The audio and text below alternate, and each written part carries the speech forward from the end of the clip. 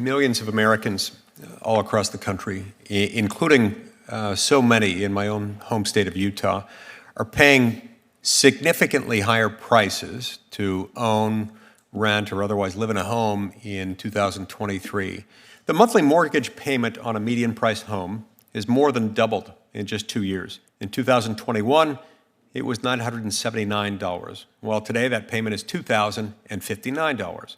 Throughout 2021, the inflation rate jumped to as high as 9%, in large part due to profligate federal spending and irresponsible monetary policy.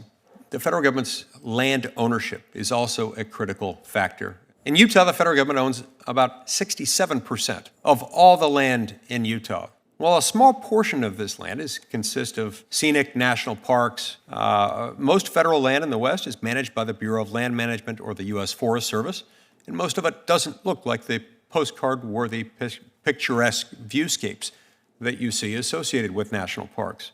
It's just land. The United States now has a record shortage of over 5 million homes. In 2021, the states with the highest increases in home prices were located in the West. Unfortunately, finding available land to increase housing supply is a real struggle. I mean, it's very, very difficult, simply because it's not there, because we don't have very much of this rare commodity known as private land. And you have to have private land in order to build housing.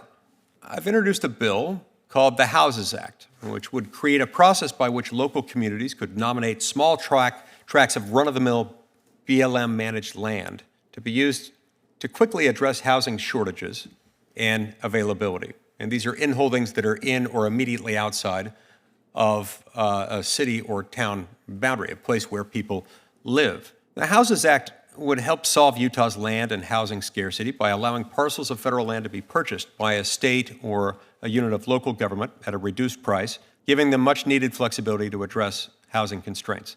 Now, in Utah, there are almost 23 million acres of federal land that happen to be managed by the Bureau of Land Management in the state, accounting for 43.24% of the total land in the state.